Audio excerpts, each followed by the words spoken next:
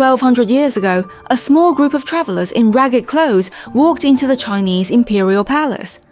They delivered a message that shocked the emperor. These men had crossed more than 1,500 miles of enemy territory. That's roughly the distance from New York City to Colorado. And the message, literally stained with blood from the fighting along the way, wasn't, "We need help." It was not, "We have been conquered." It was something far more unexpected. "We are coming home." This actually happened, and it is the true story behind NetEase's blood message. This game is so grounded in history that the developers scanned UNESCO World Heritage sites and real artifacts. But here's the part that completely surprised me. Blood Message might actually be the opposite of almost every major AAA game we've ever played. When the game was first revealed, Western players immediately called it Uncharted in China. That is fitting on the surface. A father and son journey, big cinematic action, huge set pieces. But the more I researched this game, the more I realized why the developers chose this story in the first place. Think about it. Lord of the Rings, destroy the ring. Ghost of Tsushima, liberate the island. Uncharted, find the treasure. Almost every epic story asks the same question. How do the heroes win? But Blood Message asks a completely different question. What happens after they won? And that is not a fictional premise. It is based on a real event from Chinese history that sounds impossible. An entire region was separated from China for 60 years. But the game does not focus on how the heroes of this region fought a war and won. It deliberately ignores the famous figures entirely. The story is about you, one of the messengers who tried to deliver the message after the war was won. That is an incredibly interesting decision. Who carries history forward when the heroes are not around?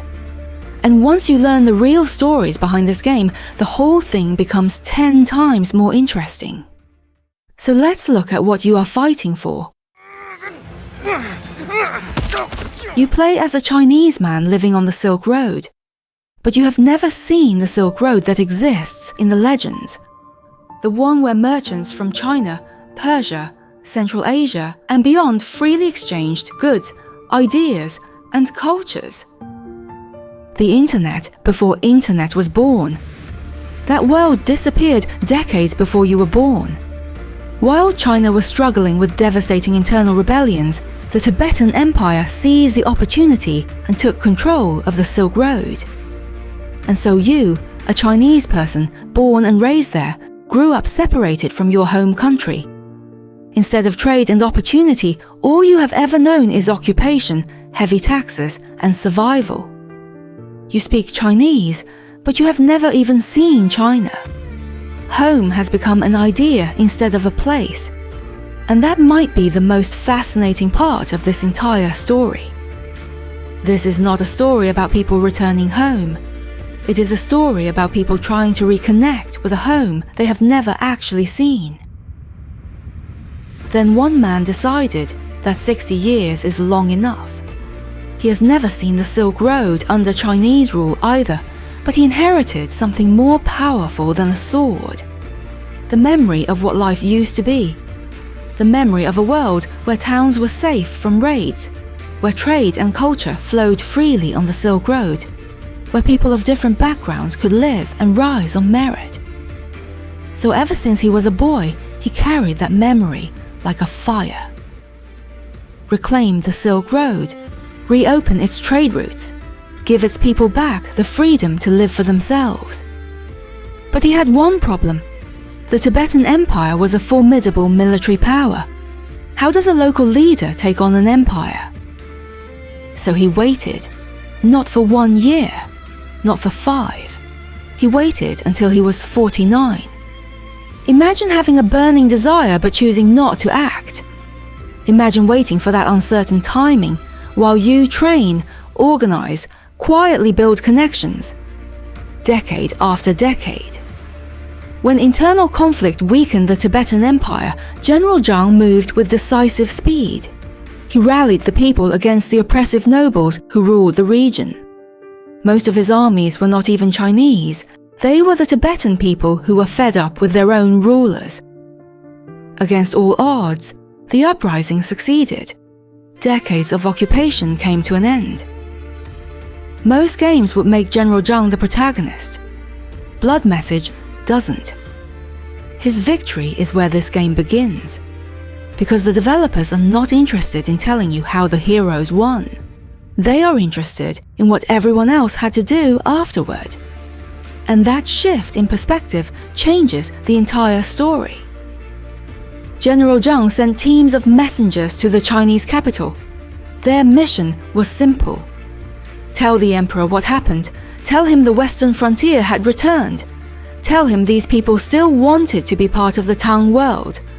But simple did not mean easy. They were still surrounded by Tibetan enemies. This journey was absolutely insane. Bandits, enemy forces, deserts, and brutal terrain stood between them and their destination. It was a suicide mission, and unfortunately for you in the game, your son chose to join it. What makes this game so much more personal is that you are not even there for the mission. As a father, all you care about is staying alive and finding your son. Many of the other messengers feel the same way. So when the journey begins, it is not about any grand mission. It is about one parent who just wants his family back. How that desperation collides with the mission. How your teammates doubt their chances of survival, doubt each other. That is for us to find out. And the odds were never in your favor. As a result, General Zhang did not send one team. He sent 10. 10 different groups, 10 different routes, because he knew most of them would not make it. 9 of those groups vanished into history. We do not know what they saw. We do not know where they died. We do not know their names. Only one group eventually arrived in the capital. Among the survivors was a monk. This monk wasn't an ordinary traveler. He was one of Zhang Yichao's key strategists. The mission was considered so important that Zhang sent one of his most valuable people himself. In earlier times, when the Silk Road was secure, a message could reach the capital in a week. Now, it took over 2 years. 2 years! That was how fractured the world had become. But they made it.